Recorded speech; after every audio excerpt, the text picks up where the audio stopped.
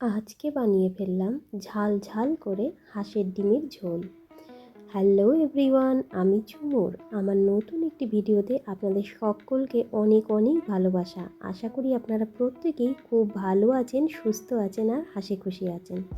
তো আজকে আমি রান্না করলাম, এটা হলো ছোলার শাক।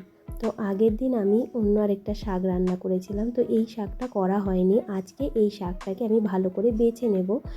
আর ওই দিকে আমাকে আজকে করতে হবে হাঁসের ডিম, কারণ আমার মেয়েরা বায়না করেছে ওরা আজকে হাঁসের ডিমই খাবে, কারণ পরপর 3-4 দিন ধরেই মাছ রান্না হচ্ছিল বাড়িতে।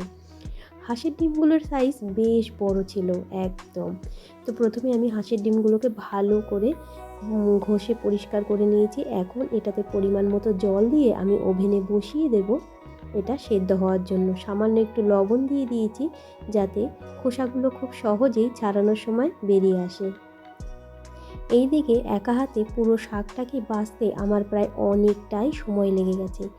পুরো যতটা নরম ডগা ছিল বা পাতাগুলো ছিল সেগুলোই আমি নিয়েছি, আর শক্ত অংশ কিছুটাই আমি নিইনি।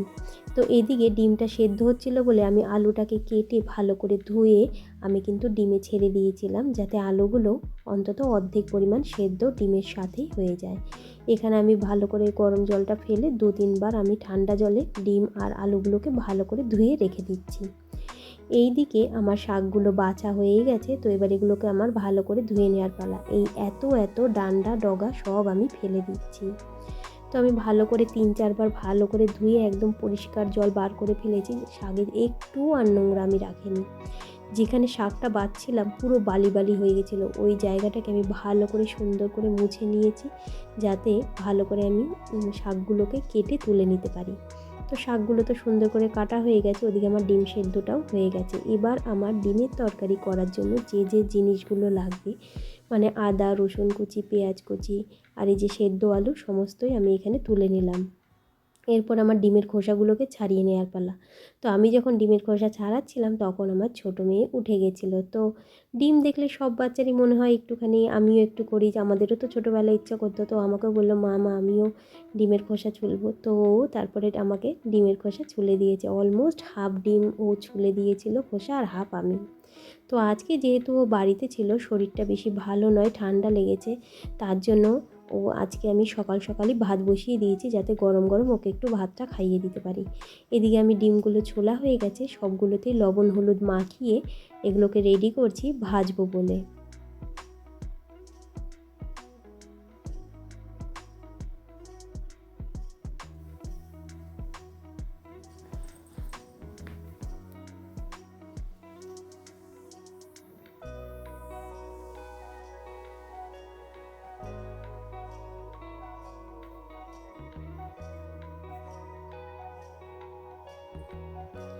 আমি আজকে শাকটা রান্না করব ল্যাটা মাছ দিয়ে। আগের দিনই বাজার দেখিয়েছিলাম, সেখানে কিন্তু অনেক প্রায় 1 কিলো ল্যাটা মাছ নিয়ে এসেছে শুধুমাত্র শাকে খাবে বলে। তাই প্রতিদিনই আমি যতদিন যা শাক করব, যতদিন এই ল্যাটা মাছ থাকবে, মোটামুটি 4-5টা টুকরো করে আমি প্রতিদিনই শাকে কিন্তু ল্যাটা মাছ দেবো। কারণ আমার হাজব্যান্ড এই ল্যাটা মাছ দিয়ে যে কোনো রকমের এরকম শুকনো শাকগুলো খেতে ভীষণ পছন্দ করে। আমি এখানে আদা আর কাঁচা লঙ্কা বাটাটা দিয়ে দিলাম। এটা ভালো করে ভাজা হয়ে গেলে তারপরে আমি এখানে শাকটা দিয়ে দেবো।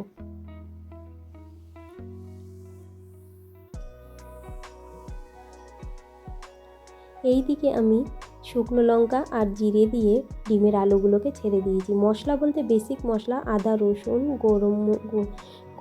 গরম মশলা পরে দিয়েছিলাম, জিরে ছিল, ধনে গুঁড়ো ছিল, শুকনো লঙ্কা আর হচ্ছে একটুখানি গোলমরিচ গুঁড়ো। এখানে পেঁয়াজটাকে ভালো করে ভেজে নিয়ে তারপর আমি টমেটো আর লবণ আর হলুদটা দিয়ে দিচ্ছি। যখন এটা ভালো করে কষে যাবে তখন কিন্তু আমি ওই শুকনো গুঁড়ো মশলার ভেতরে সামান্য একটু জল অ্যাড করে তারপরে এখানে আমি মশলাটা অ্যাড করে দিচ্ছি। এইবার তো এটাকে নেড়ে চেড়ে খুব ভালো করে কষাতে হবে। এই মশলাটা যত ভালো কষবে ডিমের টেস্টও কিন্তু, মানে ডিমের ঝোলের টেস্টটাও কিন্তু ততটাই ভালো হয়। আজকের ওয়েদারটা খুব সুন্দর ছিল। গত 3-4 দিন ধরে মেঘলা মেঘলা চলছিল, কিন্তু আজকের ওয়েদারটা একদম ঝলমলে ছিল।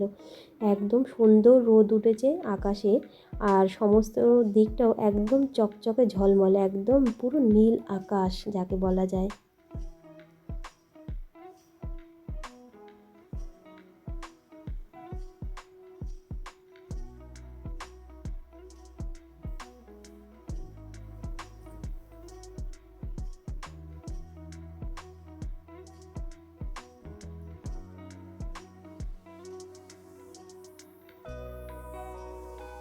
ওইদিকে আমার ডিমের তরকারিটা প্রায় কষে গেছিলো, তখন আমি ঢাকনা সরিয়ে ওটাতে কিন্তু আমি যতটা পরিমাণ ঝোল বানাবো আমি সেই পরিমাণ জল কিন্তু এখানে দিয়ে দিয়েছিলাম।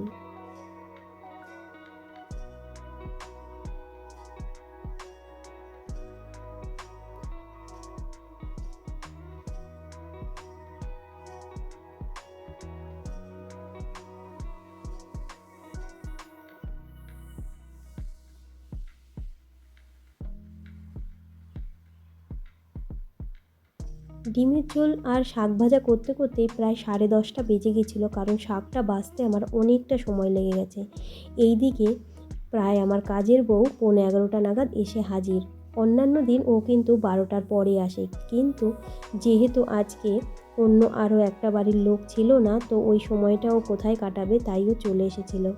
অগত্যা মাঝে মাঝে সবার দিকটাই দেখতে হয়, তাই আমি বললাম ঠিক আছে, তুমি যখন চলে এসেছো তাহলে তুমি কাজ করে একবারে তারপরে চলে যেও। তো আমি এখানে শাকটাকে তাড়াতাড়ি করে নেড়েচেড়ে রান্নাটা কমপ্লিট করছিলাম। তবে আর একটা রান্না আমি করেছিলাম, সেটা করার জন্য আমাকে কিন্তু সময় অবশ্যই দিয়েছিল। সেটা হচ্ছে আগের সপ্তাহে আনা 3টে মতো উচ্ছে ছিল, তো ওই 3টে উচ্ছেকে আমি ভেজেছিলাম। তো ও বলেছিল যে বৌদি ঠিক আছে তুমি করে নাও, আমি আস্তে আস্তে কাজ করছি। তো এখানে আমি ডিমের ঝোলটা নামানোর পরে আমি কিন্তু উচ্ছেটা ভেজে নিয়েছিলাম।